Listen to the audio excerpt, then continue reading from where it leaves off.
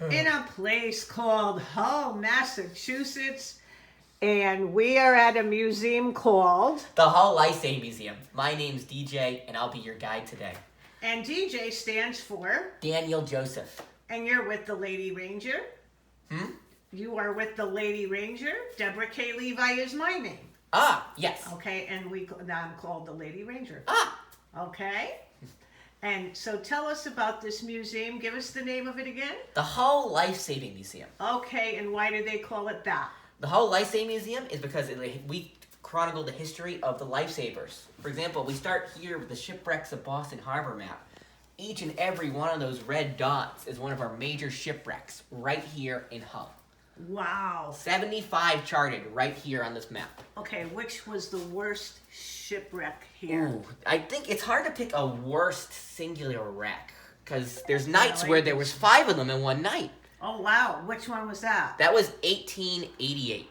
Okay. They saved 5 ships in 36 hours. Where are those ships here? Do you know? So if I grab my remote, which is right here. Okay, we'll wait. So each number has a key.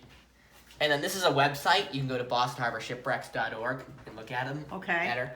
But so if you go to 1888 over here, there's numbers 41 through 46 wrecked that night. So if you find we'll go back to the other one where it's bigger. So 46, 45, these two came in that night. You can keep finding more from 41 through 46.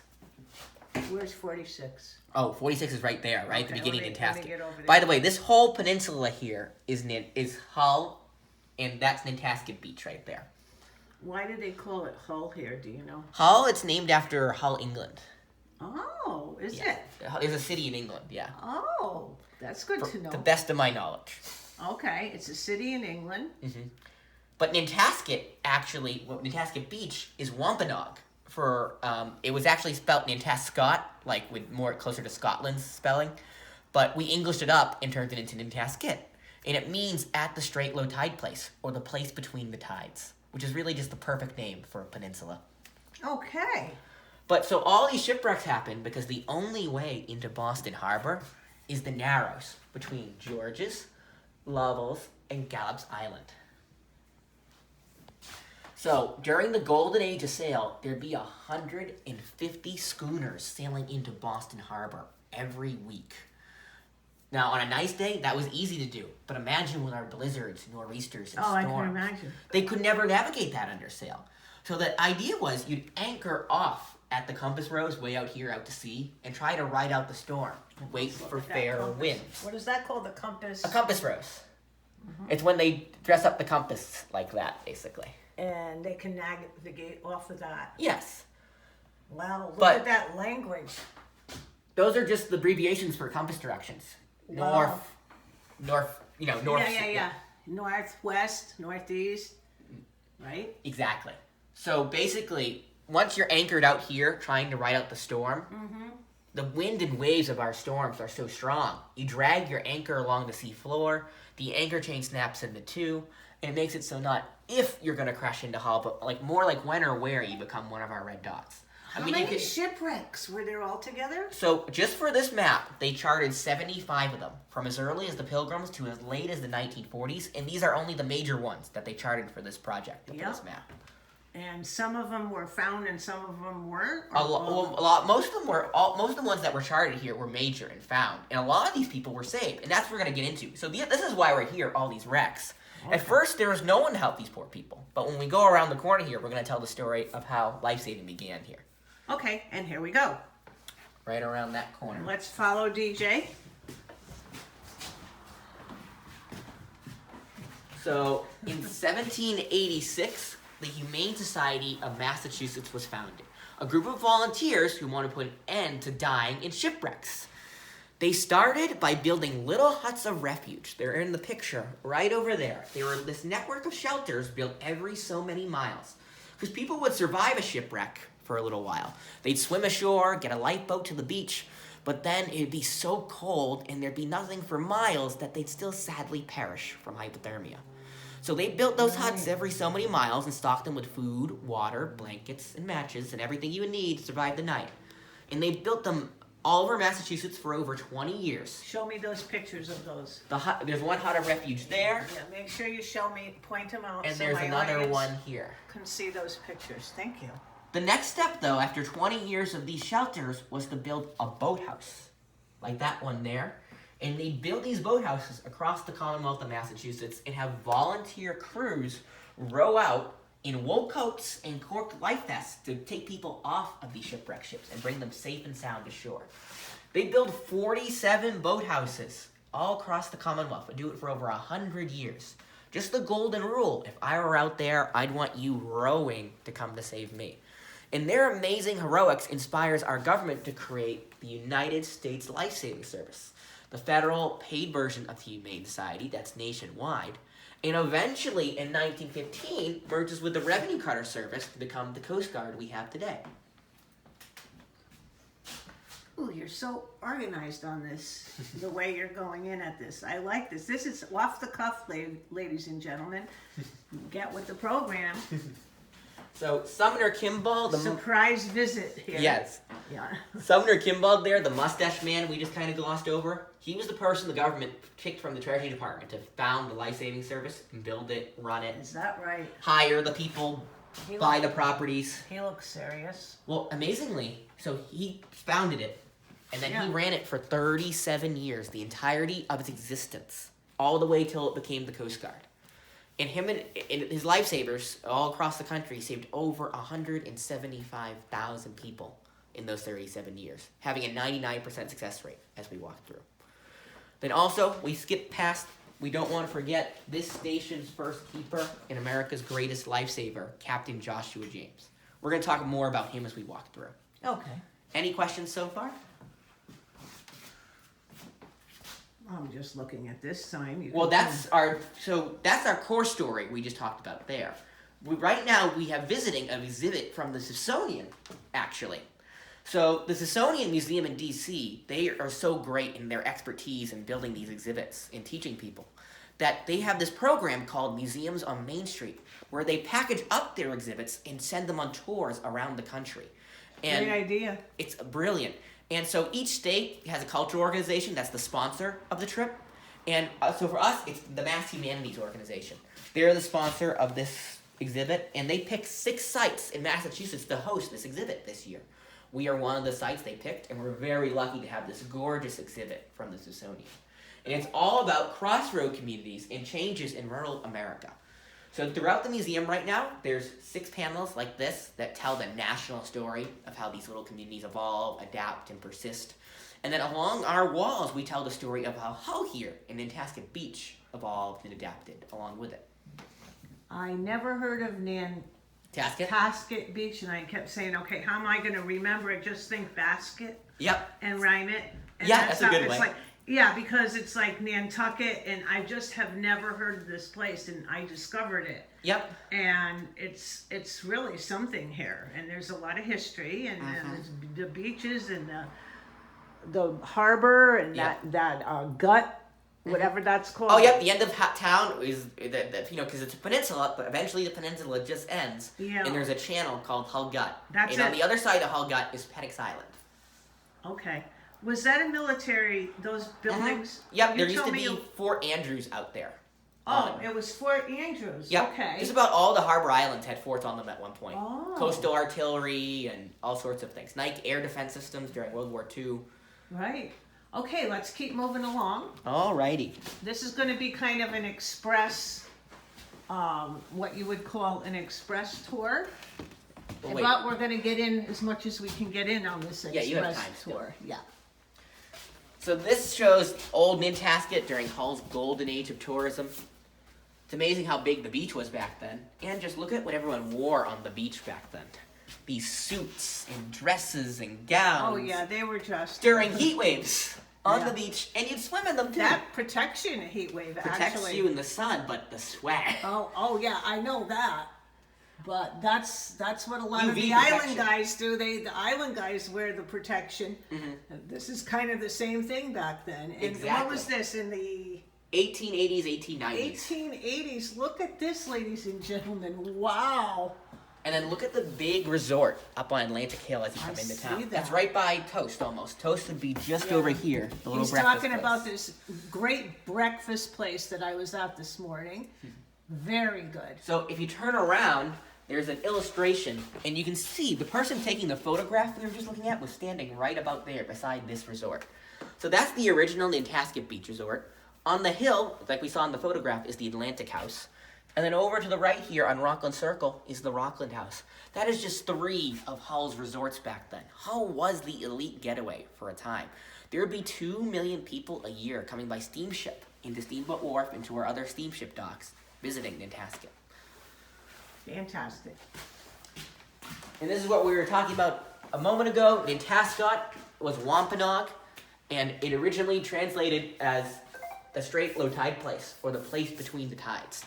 Of course, we also Englished it up in changing the spelling of Nantasket, as you do. Okay, so what I'm going to do, ladies and gentlemen, is I'm going to hit here, and you can pause the video, and then I'm going to hit here. I should do this again. We're going to pause here. We're going to pause here, and we're going to pause here. Okay, let's go to the next. Alrighty. What is the most interesting that you think we should? Where do we want to jump to? Well, I'm just looking at the maps in here now. Yeah. And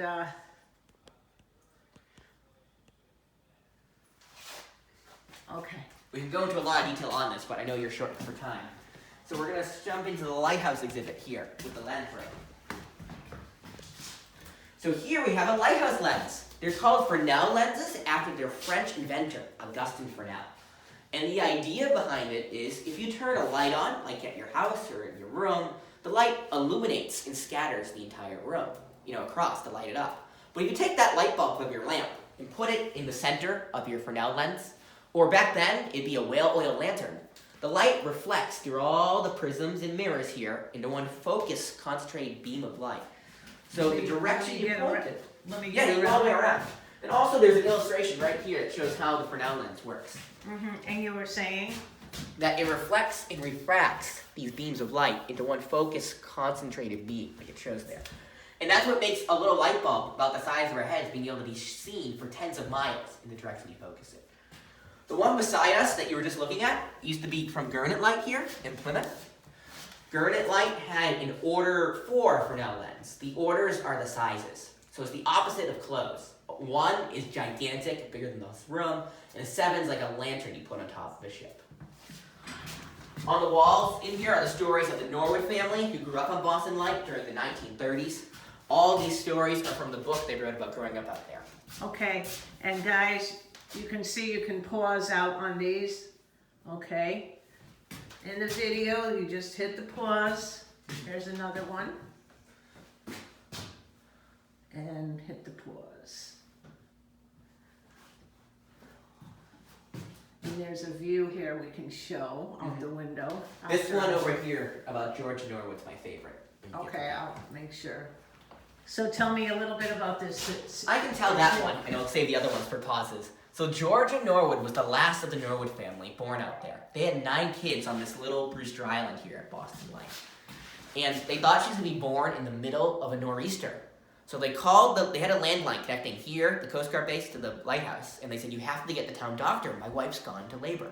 So they launched their motorized boat into the storm, and a trip that normally takes 20 minutes takes nearly 2 hours, fighting the wind, the surf, and the waves. And they finally get out here to Little Brewster Island, and they quickly realize, we can't put the doctor or try to approach Little Brewster. We'd be smashed to bits. So they come back, sadly, defeated. Thank goodness it was false labor. She wasn't born for another week. But the story goes viral. There's no internet yet, but the newspapers across the country carry the front page story about how the Coast Guardmen and the doctor fought that storm for hours to try and help the poor mother who lived out at Boston Light. Wow. The story is so popular that someone turns it into a novel called Storm Child. And that book is such a bestseller of its time. That I got the chills. I know. By the time Wow. little Georgia Norwood is 5, there's not 1, but 2 Hollywood studios trying to turn it into a movie. Really? And she even looks like the next Shirley Temple. I was going to tell you that She looks so much like Yep, they Sue. tried to make her the next one, but her and her family Yeah. talked it over, and they turned it all down. Wow. Because that would have involved splitting their family between Boston Light and Little Brewster Island in Hollywood. And they were perfectly content, as I'm sure if you read all these panels about how they're amazing. She is a separate entity. I mean, you don't want to... Exactly. She does look like her. But imagine all that before you're 5. Oh, unbelievable. Let me just look out this window. You get a better view actually out your next window. Oh, okay. We'll go to the next window But before we get there, so remember we were talking about the steamships that bring people to Hull. This was an advertisement for the steamship company. It would show off your routes from Boston to come to Hull. You come into Pemberton Pier. Let's get it on a different angle. Or Steamboat Wharf. The light. Yeah, the light, yeah. Okay, that's better. Yep, but it's very much more an illustration than a map. You know, it's not at all accurate, but it just captures the beauty of Boston Harbor. Okay. And then the Smithsonian exhibit continues in here. This panel for the Smithsonian is all about main streets of America. How every small town and rural community has one. In Hull, it's Nantasket Beach. Wherever you are, it might go by a different name on the main street. But all these postcards on the side of this panel, on both sides here, highlight all the different main streets around America. It's amazing how they're all different, yet all the same. You know, they'll have that post office, that store, or bakery, or something like it. And then the big one here as part of this exhibit is really cool. This is in Alaska. So not only do you have the gorgeous mountain as the background, but a cruise ship. Right on Main Street. And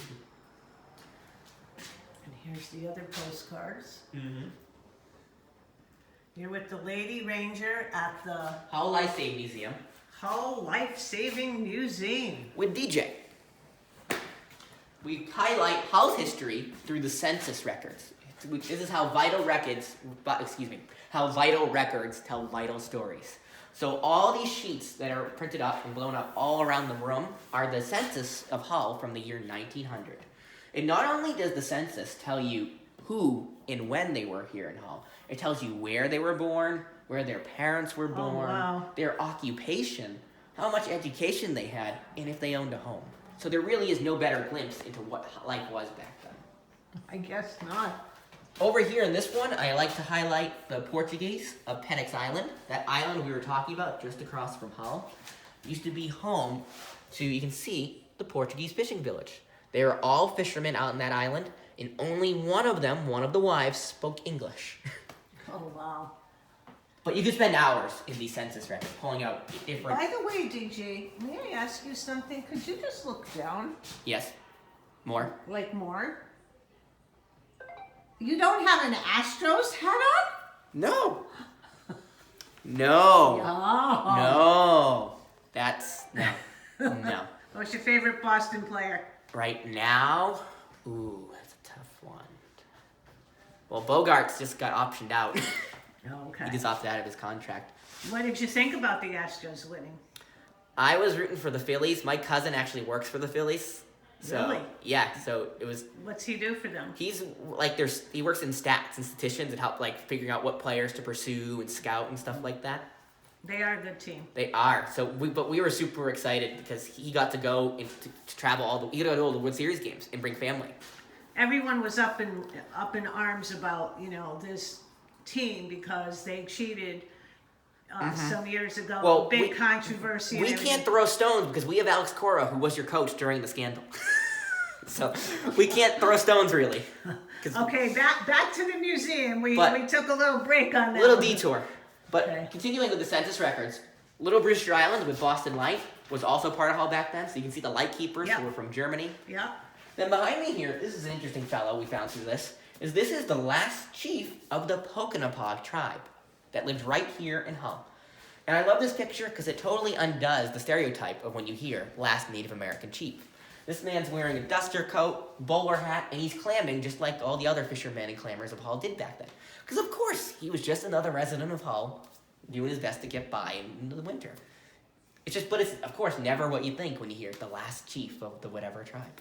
How long have you been working here, by the way, DJ? So I've been here for 10 years now, since I was 15, and this is my second year full-time. Oh, I could see why. You worked to get this. This is the better position. window. Oh yes, definitely. And Out you're the good window. at it. You're good at it. Thank you. Out this window, you can see Boston Light. That's America's first lighthouse. And we had the model of the other room. We were just talking about. Oh, I see it. I see it. Let me bring it in for my. There it flash is. At you every 10 seconds. I see it from here, and there's a seagull right in the center. Yep, right in the shot. Okay, and let's keep going. That's America's first lighthouse. The first one on that island was built That's in what I heard. 1716, over Yeah. 300 years ago. And because of that, it's America's last manned lighthouse. Well, woman. Sally Snowman lives out there nowadays. Over here, we have a wonderful picture of Captain Joshua James and the Lifesavers when they were volunteers with the Humane Society. You can see him and his brother, Samuel James. And then him and the Lifesavers are actually all on this census sheet in 1900. You can see, you have the little magnifiers here, it sometimes help. Captain, United States Life-Saving Service, Joshua James and his family. And all the other lifesavers. You can see U.S. lifesavers that lived on this end of town. The Lifesavers Museum. Somebody had to do it.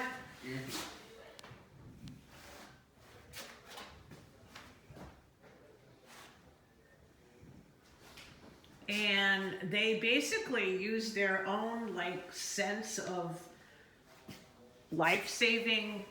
Well, we're going to talk about how they did it in the last room. Oh, Before we're going into the that's captain's that's quarters. going to be my favorite. I can tell you right now. I want to know how they did it. First, we're going into the captain's quarters here. The Okay. Smithsonian exhibit ties all. Remember, we were talking about how Hull began as the little fishing community and turning into vacation land to the community it is today. This is highlighting our modern day lobstermen here, which is pretty Okay, cool. a whip through here. Yep. Okay. Then this is where we talk about Joshua James. Right. So he was a Hull native, born here in 1826, and at 10 years old, he witnessed his mother and sister die in a shipwreck. And that's what drove him to dedicate his life to saving others. Just Oh, I don't 5 blame years him. later, at 15, he volunteers on his first rescue with the Humane Society. He does it all throughout his life. These are the medals him and his crewmates would be awarded for their efforts. Blessings to his memory. Mm-hmm. Captain Joshua James. They need a song about him. They do. They don't have one, do they? Not that I know of. Oh, I can write one. I mean, the Coastguard motto, anthem, is pretty close. It's Semper Paratus, always ready, in Latin.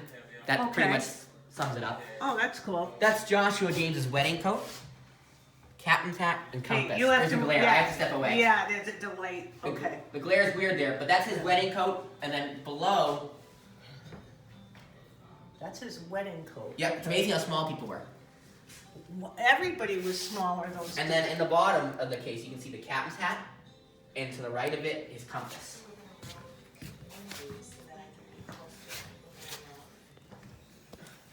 Then this photograph right here is taken right if you park the car across the street. Right in the window we were just looking out to see Boston Light. Back then, instead of a parking lot for cars, they had their big rescue boats out. They had, instead of the seawall, the trolley tracks that ran the whole length of town. Instead of a power boat, you see the old schooner. But Boston Light was always Boston Light.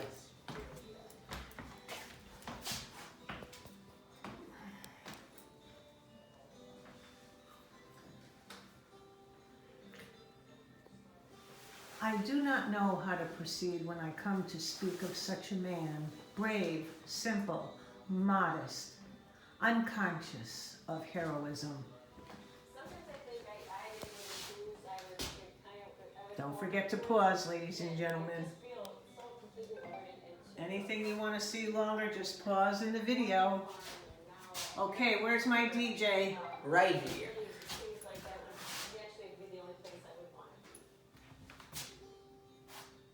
Okay, Right this way into the boat room next. okay.